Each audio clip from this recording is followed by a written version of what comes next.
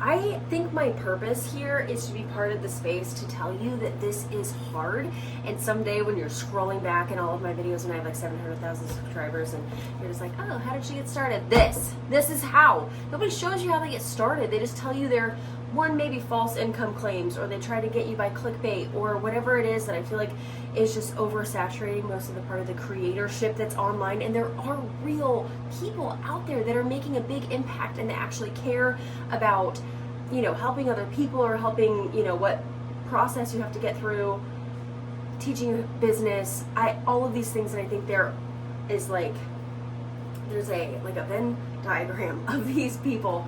And some of them just want to make money, some of them just want to educate, and some of them want to do both. And so I have been stuck in that both world for so long, not knowing how to do it. And then just today, January 2025, she learns how to do this. And it's to help me 5 years ago.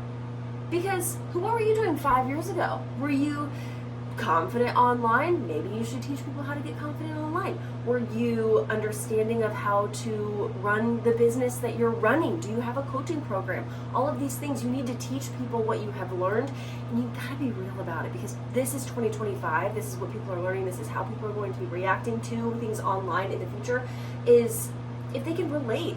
And I, for one, am so sick. I'm currently off Instagram because I am so sick of all of the false income claims. And I feel like a platform like YouTube, you don't see that as much, because long form content forces people to tell you what's really going on. And I appreciate that. And so with Instagram just being very heavy in that way, and me not knowing my direction, that's why I'm here. I'm here to find my direction. And so I'm in my bathroom.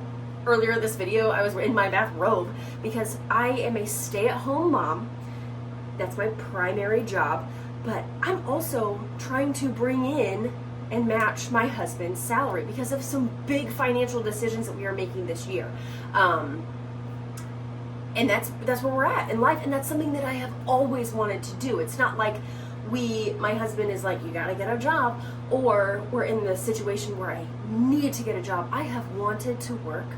I've been a stay-at-home mom for almost 8 years. I have wanted to work every single day. And so 6 years ago in 2019, I decided that I was going to.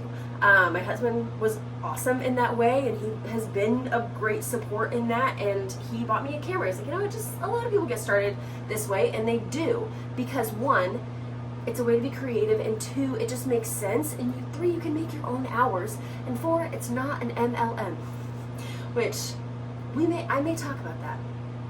I might in some videos.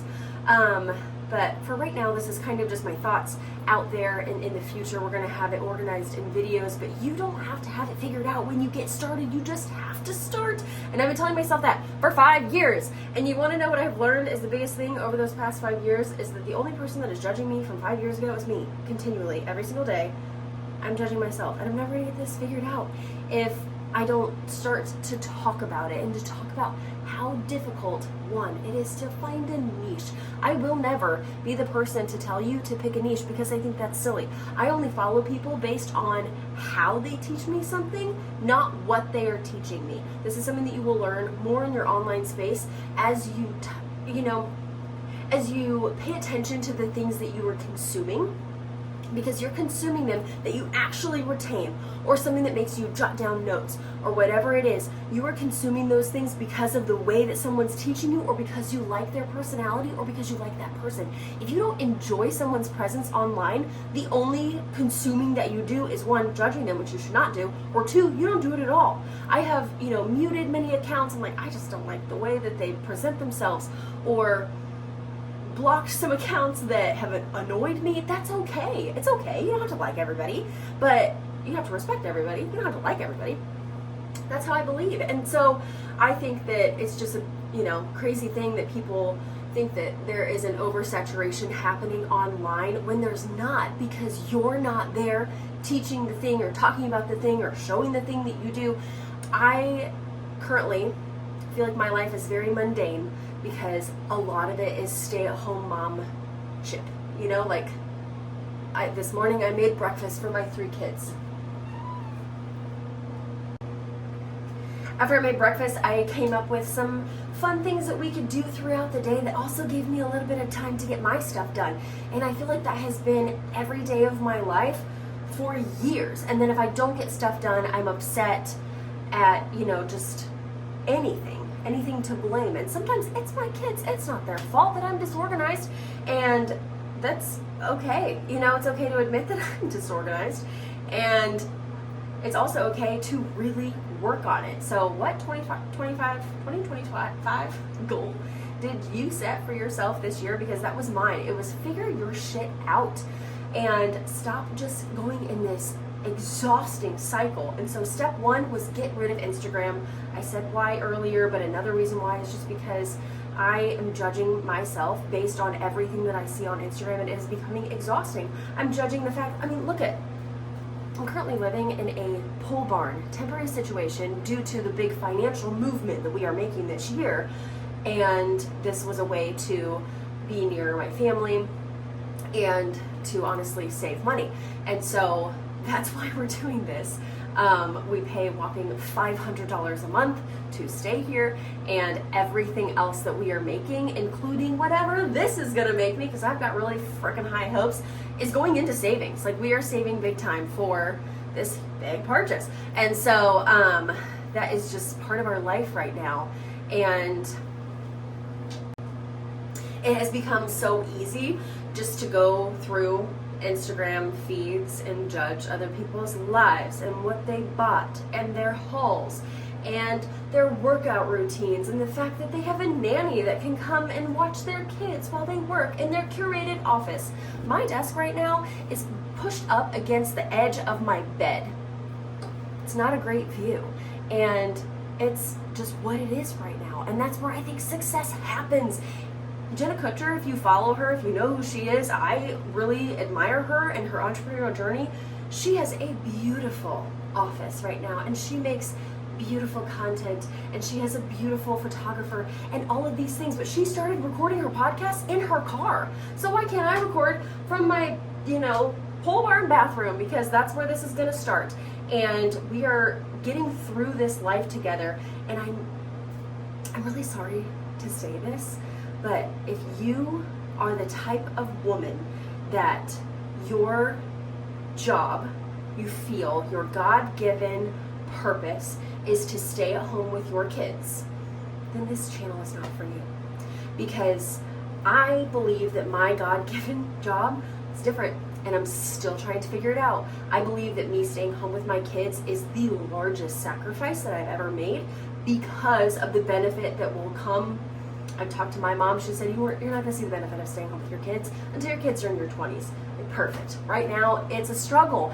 And I think that's okay. Nobody talks about that. They talk about stay-at-home moms being underappreciated, but nobody talks about being a stay-at-home mom and not really wanting to do it. And so I'm here. I'm telling you that hard fact. I am humbling myself in a lot of ways because I think you need to hear it. And this you is me 5 years ago. It's okay. Stop feeling so guilty. I felt so guilty for having this job that some women they went to work every day because they had to, and they would cry. And I knew friends that needed the income, or they loved their job and they couldn't sacrifice taking breaks, but they wanted to stay home more than anything. And here I was wanting a job more than anything. And so in creating the job by myself from home, that is how I came up with a lot of roadblocks throughout the journey, because I didn't know what I was doing, and I'm terrible at balancing things. And so that's what also ropes into the 2025 goals, is to learn how to balance these things. And I'm going to teach you while I'm figuring them out. And so number one, do not put too much effort into what you are putting out there, because this is enough. And 10 years from now, this will be enough. 2 years from now, this will be enough, because it does not have to be curated. You do not have to spend 5 hours editing the video. You have to get your voice out there, especially when you're in the beginning. And someday I'm just dreaming of the fact that I can sit in my office, which I know is coming, and I'm gonna, be able to make videos and post them and do all of my editing, and it'll just take me 2 hours and that'll be fine. I don't have to hide in my bathroom for 20 minutes to try to record a YouTube video, and that's okay. But if I don't do this now, I can't do that then, because I have to grow now. And so that's what I'm figuring out. And I need to be better about sharing the things that I write down. And so I think the type of person that you are, that I am, is one, you struggle because you hate, finding a niche, because we don't think that is real. You struggle putting pillars to what you put out there and what you enjoy and what actually brings you revenue and clients and a community. And so this is where I'm starting right now. This is who I am. I am Mallory, the photographer. And this is backwards. It just says photo. And that's who I am. And so from that, I am creating 3 categories. One is going to be my YouTube channel and the types of content that I'm putting here. 1, long form. 2, this is for stay-at-home, work-from-home moms who want to do both. And that's it. And that's all the content that's going to go here. I'm not going to overcomplicate it. I am just going to share vlog format. I'm going to teach you a couple of things. I'm going to teach myself a couple of things. And that is what it is. The other branch of photo is what actually is a substantial part of my income.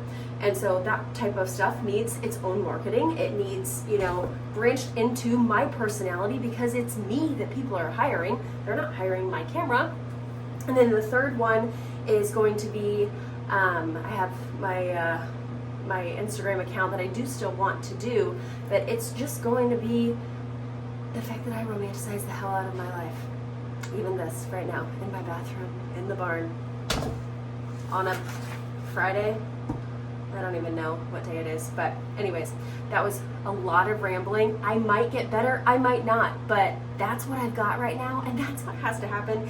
And if you want 2 pieces of advice to take with you for the rest of, the month as you're trying to figure this out, one piece is don't overthink it, because then you won't do it. And 2 is that you have to share real life experiences or no one will believe you. I thought of that in the shower because I'm like, why do I hate certain types of influencers or, content that's out there or whatever, I don't know, whatever it is. You loathe it because they're not being real with you and they're not sharing real life experiences and you don't believe them. And same, like I love, show me your big expensive Christmas haul, what you got for Christmas, $10,000. I love it. I'll watch it. But to me, that's entertainment. I don't find purpose in that. And I don't know who showed it to me and I won't remember because I watched 5 of them. Get what I'm saying out there? So, have a happy January. I will see you probably tomorrow.